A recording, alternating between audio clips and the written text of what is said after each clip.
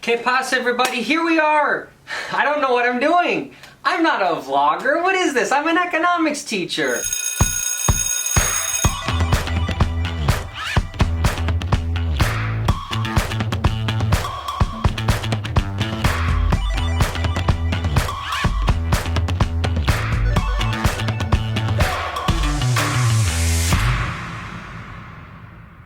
Nice to see you, nice to be seen by you. It is episode 1 of What the Heck is Going On?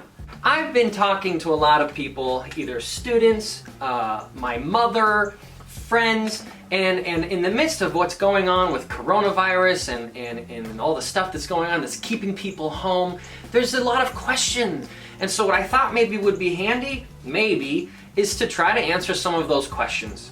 So what we're going to be doing over the next, I don't know how many episodes, 4 to 6 episodes, I don't know, is I'm going to be tackling some of the big questions that I'm hearing people ask.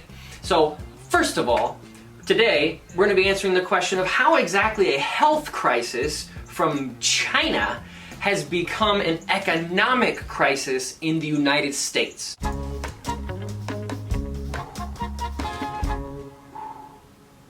In the city of Wuhan, which is, quite frankly, one of the largest cities in the world that you've probably never heard of. This respiratory illness started to happen, right?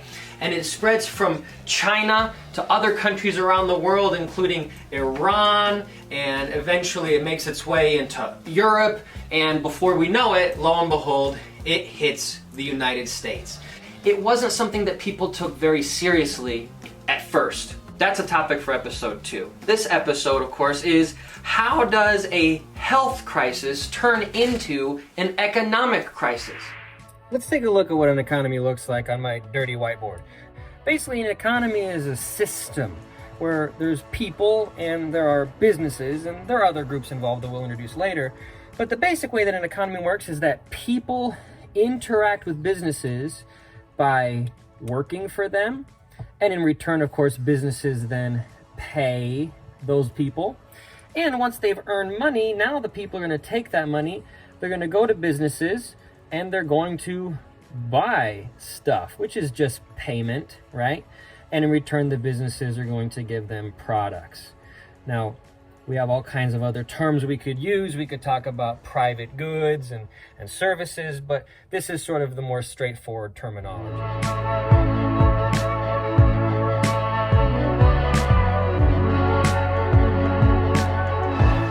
When we look at an economy like this one, we see that in order for the system to work, there has to be a lot of different things flowing around, right?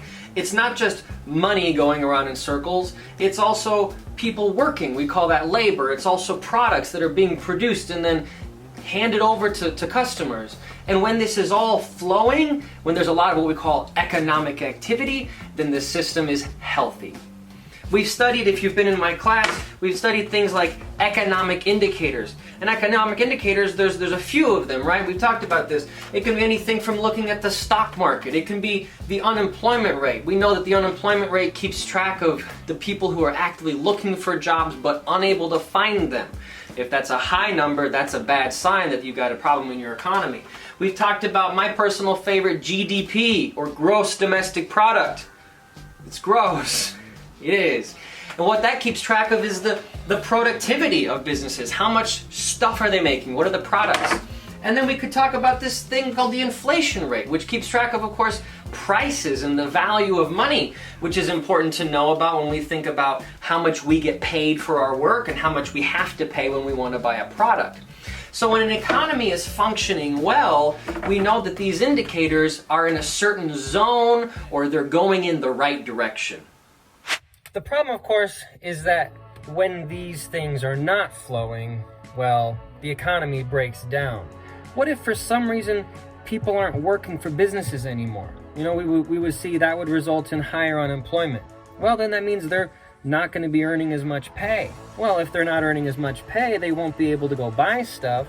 And if they aren't buying stuff, businesses won't sell anything and they'll have to cut back, which would decrease our GDP. And at the same time, if they don't need to produce as much because they can't sell it, they're going to cut even more workers and the whole system is going to get worse and worse and worse. This is a sick economy.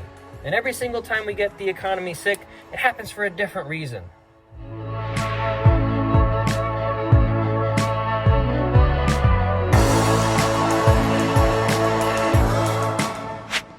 This time, the reason that the economy is having problems is not because any one person did something wrong.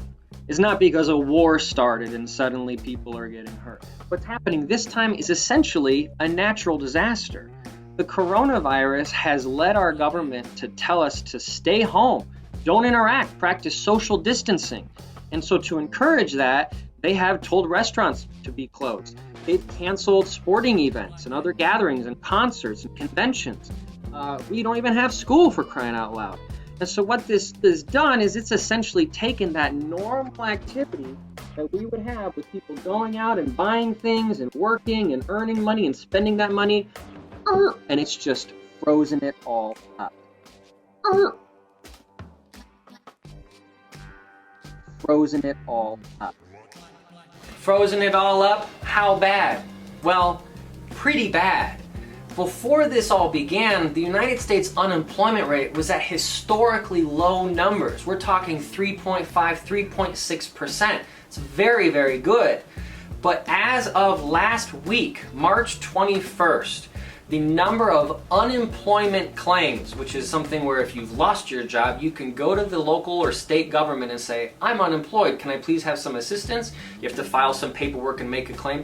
The number of claims that were filed by March 21st was 3,283,000. I know you can't see it up here, let's transfer it over here. What we're looking at here is we're seeing that the previous high had been 695,000 claims, and that was in 1982. Now when I first saw this graph, I was like, well wait, where are we now? You fast forward, it's this one little teeny tiny red line. That's how many unemployment claims we had. So essentially what's happening is this wrecking ball has hit the United States economy.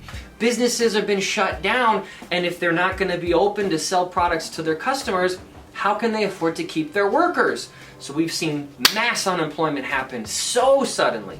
And this is one of the worst things that we can see in an economy. Large unemployment, all of a sudden, it's very, very bad news. But we're not done yet. We're going to stop here with episode 1, and in episode 2, I hope you come back, because even though things aren't so good, there's another group we haven't talked about in our economy yet. That group is a pretty important group. We call it the United States government. Thanks for watching episode 1. We'll see you next time.